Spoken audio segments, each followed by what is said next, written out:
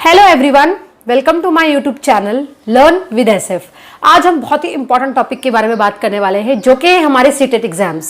आप तक तो ये अपडेट पहुंच ही गई होगी कि सीटेट एग्जाम्स जो जुलाई 2020 को होने वाले थे, वो अब नेक्स्ट ईयर यानी कि जनवरी 31 को होने वाले हैं। ये हमारी थी इंपॉर्टेंट अपडेट। अब हम बात करते हैं हमारे पास टाइम कितना रह गया। बहुत ही कम टाइम रह गया हमारे पास प्रिपरेशन करने के लिए। जिसे भी फर्स्ट अटेम्प्ट में इस एग्जाम को क्लियर करना है, उसको अभी से ही प्रिपरेशन स्टार्ट कर देनी है।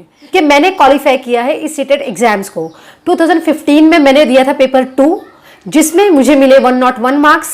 उसके बाद 2019 में मैंने दिया था पेपर 1 यानी प्राइमरी लेवल वाला, उसमें मिले थे मुझे 92 मार्क्स। मैं आपको यहाँ पे उनके पिक्स शेयर कर देती हूँ, जिससे आप जो है वो मेरे मार्क्स देख सकते हैं और उनका डिफरेंस देख सकते हैं। अच्छा, मैं आपको डिफरेंस देखने के लिए क्यों कह रही हूँ, क्योंकि मेरे प्रिपरेशन में पहले क्या हुआ था और अब क्या चेंजेस आए, उसके बारे में भी बात करने वाली हूँ, जिससे आपको आइडिया मिलेगा कि आपको किस तरह से प्रिपरेशन स्टार्ट करनी है। ठीक है, सो देखिए, पहले जब 2015 में मैंने जो एग्जाम दिया था सीटेट का, उस वक्त मैंने कोई भी किसी भी तरह की पढ़ाई नहीं की थी। मैं बीएड अपीयर कर रही थी। बीएड अपीयर करने के टाइम पे जब सीटेट एग्जाम का डेट डिक्लेयर हुआ, तो मैंने भी फॉर्म फिल कर दिया सबके अपने फ्रेंड्स के साथ। उसके बाद वहां पे जाने के बाद सीटेट का पेपर अटेम्प्ट करने के बाद फर्स्ट टाइम में उसे क्वालिफाई कर दिया। सीटेट एग्जाम मैंने क्रैक कर लिया।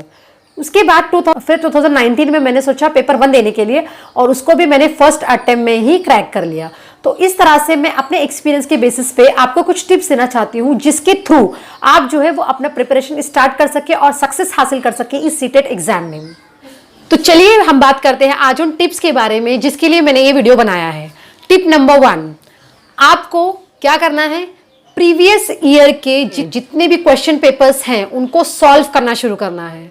उनको स्टार्टिंग से लेकर अभी तक जितने पेपर आप सॉल्व कर सकते हैं उतने पेपर आप सॉल्व करने की कोशिश करेंगे, जिससे आपको क्वेश्चंस का आइडिया मिलेगा कि क्वेश्चन किस तरह से पूछे जाते हैं।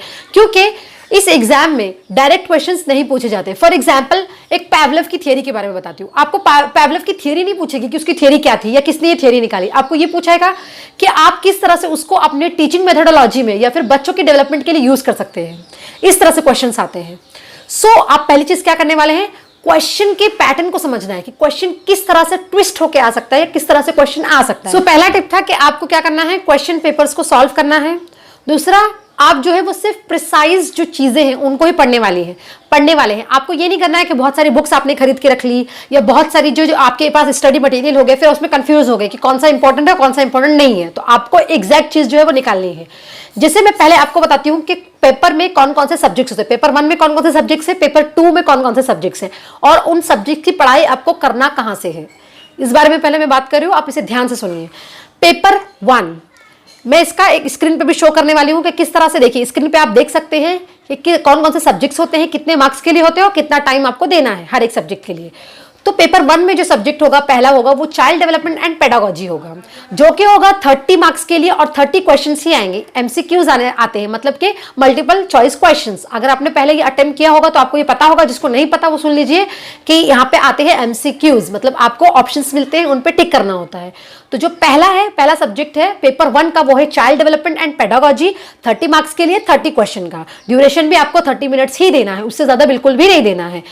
तो अब इसकी पढ़ाई आप कहां से करेंगे, इसकी पढ़ाई आप कर सकते हैं, एक यूट्यूब चैनल है लेट्स लर्न। यहाँ पर हिमांशी सिंह नाम की एक मैम है जो बहुत ही अच्छी तरह से टीचिंग करती है सीडीपी की, मतलब चाइल्ड डेवलपमेंट एंड पेडागोजी की। आपको इतना अच्छा कॉन्सेप्ट क्लियर हो जाएगा कि आप इजीली एक बार में ही ये जो सब्जेक्ट है उसको क्लियर कर लेंगे। जैसे मैं आपको अपना एग्जाम्पल, तो 2019 में जो मैंने एग्जाम दिया था उसके लिए मैंने कुछ खास प्रिपरेशन तो नहीं की थी, बट इनकी वीडियोस को बिल्कुल देखा था, पूरे वीडियोस को अच्छी तरह से देखा था और थियरीज को समझा था, किस तरह से अप्लाई करना, किस तरह से क्या करना है। तो इस तरह से जो है उनकी वीडियो हेल्पफुल हुई मुझे 30 में से 25 मार्क्स लाने के लिए सीडीपी में, सिर्फ उनकी वीडियोस को देखकर। तो आपको इस पे सीडीपी के लिए कोई बुक्स वगैरह के लिए नहीं जाना है। अगर आप जाना चाहते हैं कुछ क्वेश्चन पेपर्स वगैरह के लिए, क्वेश्चन पेपर के लिए, तो आप क्या कर सकते हैं, आर गुप्ता की बुक खरीद सकते हैं, ठीक है। बट वीडियोस के लिए, सीडीपी के लिए हिमांशी मैम का सबसे बेस्ट होता है। नेक्स्ट जो सब्जेक्ट आता है वो होता है हमारा जो मैथमेटिक्स, मैथ्स आता है। उसके बाद आता है हमारा थर्ड इन्वायरमेंटल स्टडीज। मैथ्स भी आएगा 30 मार्क्स के लिए 30 क्वेश्चन, इन्वायरमेंटल स्टडीज भी आएगा 30 मार्क्स के लिए 30 क्वेश्चन।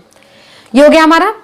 उसके बाद नेक्स्ट जो आता है वो आता है हमारा लैंग्वेज 1, फिर आता है लैंग्वेज 2। लैंग्वेज 1 में है 2 ऑप्शन, यानी कि इंग्लिश या हिंदी दोनों में से एक ही ऑप्शन चूज करना है आपको। लैंग्वेज 2 में भी इंग्लिश हिंदी दोनों में से एक चूज करना है। तो इस तरह से लैंग्वेज 1 लैंग्वेज 2, तो ये लैंग्वेज 1 और लैंग्वेज 2 भी 30 मार्क्स के लिए होंगे ईच, हर एक 30 मार्क्स के लिए होगा। 30 मिनट्स मिलेंगे आपको, मतलब टोटल जो आपका पेपर का टाइमिंग और ड्यूरेशन जो होगा टाइम पेपर का, जो टोटल ड्यूरेशन होगा पेपर का वो होगा आपका 150 मिनट्स। 150 मार्क्स का पेपर 150 मिनट्स, यानी हर एक क्वेश्चन को 1-1 मिनट सिर्फ देना है, उससे ज्यादा आप नहीं दे सकते। सो टोटल यानी कि 2.5 घंटे का जो है वो आपका पेपर होने वाला है। ये है पेपर 1 के बारे में, ठीक है। और इसमें आपको क्या करना है, एक चीज ध्यान में रखनी है कि जो मैथ्स है उसमें आपको सॉल्व करने पे ज्यादा ध्यान नहीं देना है, आपको ट्रिक्स सीखनी है थोड़ी थोड़ी हर जगह से लेकर। जैसे एग्जांपल रेशियो प्रोपोर्शन हो गया, परसेंटेज से रिलेटेड क्वेश्चंस हो गए, इन सबका आपको ट्रिक निकालना है। स्क्वायर रूट, इन सबका आपको ट्रिक पता करना है। यूट्यूब वीडियोस बहुत सारी अवेलेबल है जिसे देखकर आप जो है वो डिफरेंट शॉर्ट ट्रिक्स सीख सकते हैं, क्योंकि यहाँ पे हमें सॉल्व करने के मार्क्स नहीं मिल रहे हैं, स्टेप पे हमें मार्क्स नहीं मिल रहे हैं, हमको डायरेक्ट आंसर लाना है, ठीक है। तो इसके लिए आप क्या करो, वीडियोस देख के अलग अलग जो शॉर्ट ट्रिक्स है वो निकालने की कोशिश करिए। इन्वायरमेंटल स्टडीज के लिए आप क्या कर सकते हैं, एनसीईआरटी की बुक्स रेफर कर सकते हैं। एनसीईआरटी की बुक्स जो है वो रीड करके आपके पास काफी नॉलेज है। फर्स्ट स्टैंडर्ड से लेकर आप 12th स्टैंडर्ड की जो बुक्स है उसको रीड करेंगे तो आपको दोनों पेपर के लिए काम आ सकता है। तो आप एक बार रीड करके रखिए ताकि वो दोबारा आपको काम आ सके। तो ये था हमारा पेपर 1 के बारे में। चलिए अब हम बात करते हैं पेपर 2 के बारे में। पेपर 2 में जो पहला सब्जेक्ट है वो सेम है, चाइल्ड डेवलपमेंट एंड पेडागोजी।